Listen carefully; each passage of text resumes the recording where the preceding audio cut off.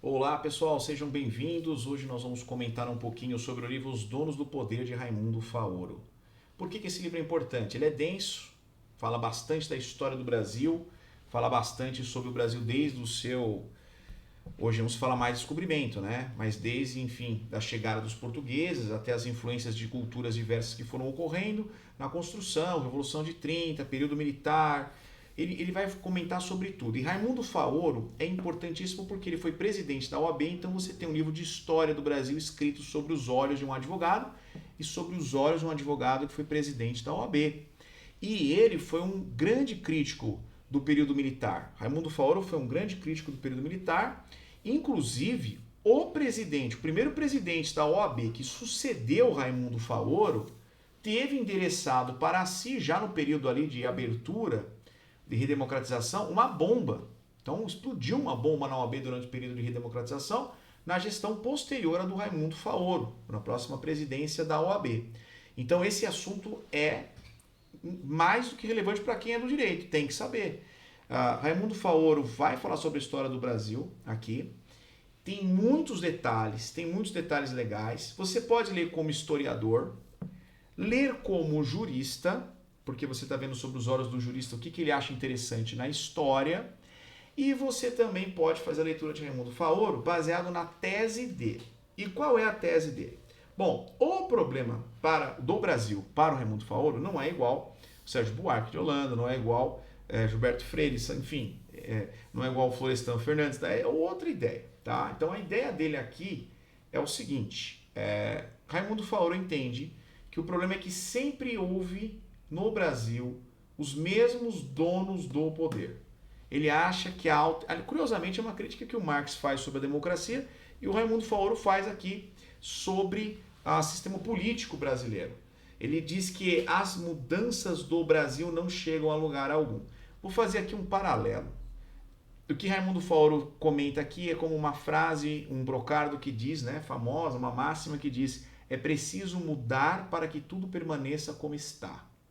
E o Raimundo Faoro vê a política brasileira dessa forma. Aí você vai dizer, bom, então o Raimundo Faoro deve ser um marxista, lutou contra a ditadura, ele explodiu uma bomba na OAB na próxima gestão depois da dele, ele deve ser um indivíduo de extrema esquerda, ele deve estar falando aqui sobre o patronato político brasileiro. Meu Deus, Raimundo Faoro então deve ser, portanto, um dos mais profundos marxistas do Brasil. Não é exatamente isso. O Raimundo Faoro, nesse livro, ele critica a democracia como está no Brasil, mas ele ainda acredita na democracia. E isso tornaria ele, no máximo, um social-democrata, vamos dizer assim. Mas ele flerta com o liberalismo. Aliás, os marxistas acusam os sociais-democratas de sempre fazerem isso, flertarem com o liberalismo. Estão na esquerda, mas estão flertando com a direita. Pois bem, por que eu estou dizendo isso? A tese de Raimundo Faoro é uma tese assim. No Brasil, os grupos de poder sempre dão um jeito de estarem lá. Não importa a etiqueta, não importa a cor da bandeira que está lá. Ponto. O Marx tem uma afirmação semelhante. Só que o Marx vai dizer que esse é um problema mundial da democracia e é um problema da democracia burguesa que se impõe, como eu comentei no livro, até está aqui, ó, eu gravei o vídeo desse livro aqui, ó, que você pode ouvir depois, A Teoria Comunista do Direito do Hans Kelsen. Nesse livro aqui, ele acusa, ó, a democracia não vai funcionar, mas o problema é do Brasil. Então ele está acusando mais o Brasil, porque o Raimundo Faoro não propõe aqui a superação ou a transcendência de uma democracia participativa. Então ele não seria mais à esquerda como social-democrata, porque ele defende o sistema democrático. O que ele está dizendo é que no Brasil os grupos de poder se alternam, mas é possível salvar a democracia. O Raimundo Faoro acredita que dá para salvar a democracia. Ele não quer pôr por terra o sistema democrático como um todo. Isso é semelhante ao que a gente vê na questão do direito quando eu falei do Kelsen. Alguns marxistas querem usar o direito burguês da forma que ele está estruturado hoje, né, com tribunal, rito, procedimento, por um período. Outros dizem que não, joga isso fora, larga, nem encosta, porque isso aí vai ter que ser posto no chão. Ele está maculado.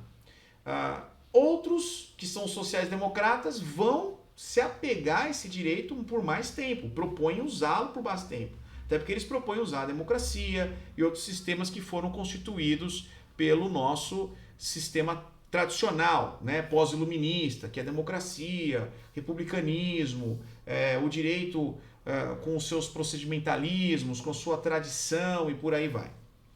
Então Raimundo Faoro não faz uma crítica à democracia, não faz uma crítica, não propõe uma revolução gigante no Brasil.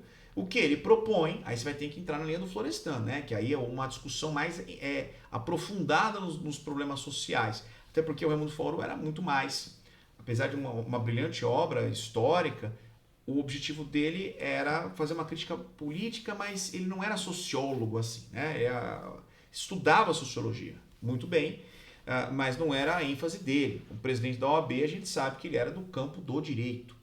Raimundo Faoro, portanto, diz: bom, não está bom, né? Enfim, não está bom. Os grupos de poder assaltam, não importa quem está lá. Mas por que isso é ruim? Bom, é aí que o Raimundo Faoro não vai entrar na linha marxista, obviamente. Ele fala, está ruim porque isso não deixa formar uma classe burguesa que respire e almeje novas originalidades. Então ele fala, olha, em outros países, Estados Unidos, França, lá a burguesia conseguiu crescer, Inglaterra, criar um parlamento, enfrentar o Estado, redesenhar a política. Foi uma burguesia que criou a Revolução Industrial. A Revolução Industrial no Brasil foi feita por Vargas na base do toque de força governamental. A inglesa é o contrário. Ela começa mais ali por iniciativa dos barões, dos magnatas, mas não é tanto o governo que impulsiona. Ali é um impulsionamento mais próprio da iniciativa privada. O Brasil foi mais da iniciativa pública. A siderúrgica nacional foi negociada por Vargas dentro do contexto da Segunda Guerra Mundial, e por aí vai, né? Então o Raimundo Faoro diz assim, olha, a nossa classe média, a nossa classe burguesa, a nossa elite, ela não é intelectualizada, ela não propõe novidades, porque ela só quer usar o poder para ter mais dinheiro. Então ele acusa que pode entrar esquerda, pode entrar direita, pode ser república, pode ser monarquia. Ele até acusa isso quando ele fala da proclamação da república, né? 15 de novembro de 1889, ele vai dizer, olha, essa república não veio legal, porque os grupos de poder que assaltavam e forçavam Dom Pedro II vão continuar forçando a República da Espada, Marechal Deodoro, Floriano e outros, inclusive os próprios, vamos dizer assim, barões, que depois vem no café com leite, até a Revolução Varguista de 30, né? Então, ele diz que não tem jeito, ela está sempre negociando. Só que ela não quer criar uma inovação, ela quer usurpar o poder. Então, que o Raimundo Faoro fica triste assim, entre aspas, né? Ele vê que a história brasileira é uma troca de alternância, né? Uma alternância de poder, é uma troca de poder, sobre várias coloraturas, várias nomenclaturas, mas o poder persiste. Nesse ponto, como eu digo, seria uma crítica até assemelhada a Marx. Mas há um porém. Raimundo Faoro não usa do materialismo histórico para explicar isso, não é só questões econômicas, ele também trabalha questões de ideias e ideologias do plano das ideias e tal, então ele tem um pouquinho de iluminismo ali, né, que o Marx não vai ficar em cima disso, e ele propõe uma solução diferente. Precisamos arejar o governo brasileiro. E aí ele flerta um pouco com o liberalismo, na ideia de, olha, a gente precisa deixar a classe burguesa respirar e criar inovações. E ela não deveria ser eliminada, ela deveria ser ajustada em prol dos interesses nacionais. Nesse sentido, ele seria mais um pensamento do nacional-desenvolvimentismo, então um pouquinho ali de Vargas, e não esse pensamento marxista. O que eu acho interessante, portanto, apesar de pensamentos diversos, o Raimundo Faoro teve uma percepção sobre uma outra ótica política e uma outra solução que ele propõe. Ele teve uma percepção da democracia e da alternância de poder. Não falo só em democracia, eu falo em queda da república, queda da República da Espada, queda da Café com Leite, queda da monarquia, Revolução de 30, 64, tudo isso ele fala, olha, mudou, mas permaneceu como está porque há um grupo ali de poder. E esse grupo não está interessado em produzir, está interessado em assaltar os cofres públicos e usá-los para os seus interesses. Não é muito diferente do que Marx disse. Mas a solução dele Não é uma revolução, não é uma revolução de classes e não é explicar tudo pelo materialismo histórico.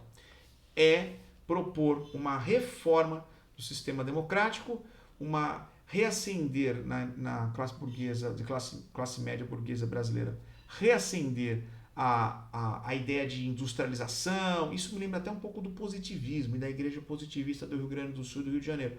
Trazer visão progressista, trazer modernidade, trazer indústria mais calma, sem revolução, sem classe operária tomando os meios de produção, sem marxismo aqui.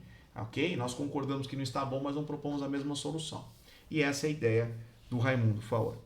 Ele foi um homem que combateu a ditadura militar, combateu, em que pese não estar ali nas trincheiras dos comunistas, dos socialistas, dos anarquistas, ele combateu, mas ele combateu ao modo dele. Ele combateu atacando o pensamento militar como uma não mudança, obviamente ele não chama de Revolução de 64, ele vê como um golpe de Estado, como jurista que é, ele vê como uma tomada de poder, que viola inclusive a Constituição da época, né? Poder constituinte originário, depois nem é uma violação, porque depois que ele viola, ele instaura um novo sistema em 67, do ponto de vista técnico, estou falando político, e portanto Raimundo Faoro é um autor brasileiro, que descreve a realidade brasileira, que fala da história brasileira com uma densidade muito grande, lido por muitos sociólogos. Curiosamente, juristas não leem tanto Raimundo Faoro quanto sociólogos, o que é triste, porque ele é jurista, ele está falando da realidade do Brasil e ele trabalhou na OAB para melhorar as garantias fundamentais durante o período da ditadura, e o seu sucessor terá uma bomba, né, endereçada ali na OAB, que explodiu e não matou o presidente, mas matou uma moça que estava trabalhando na OAB. E isso é um episódio muito grave do período de redemocratização e faz parte mais da nossa história, faz parte da nossa Constituição de 88. Pessoal, leitura legal, pesada, tá? É grande, mas a forma de escrita dele não é difícil. Escreve bem, mas não é difícil. Eu diria que o Calmon é mais difícil de ler, né? Pedro Calmon é mais difícil de ler quando fala em história do Brasil. Vou comentar essa coleção aqui já já. Mas o Raimundo Faoro quer escrever história com uma crítica. Os donos do poder são sempre os mesmos. Entre e sai poder, entre e sai sistema de governo. E a forma seria criar uma nova burguesia liberal, progressista e que busque reformas, sem corromper ou implodir ou explodir o sistema que já está aí. Essa é a proposta dele. Não preciso nem dizer que ela é de centro, né? Se é centro-esquerda, se é social-democracia, não seria de centro, e não agradaria ao sistema marxista, com certeza. Marx diria que ele pecou por falta de coragem de concluir que esse sistema não funciona. Ele acha você que está tentando salvar algo que está natimorto. Tá bom? Pessoal, é isso. Um abraço para vocês e até nosso próximo vídeo. Tchau, tchau.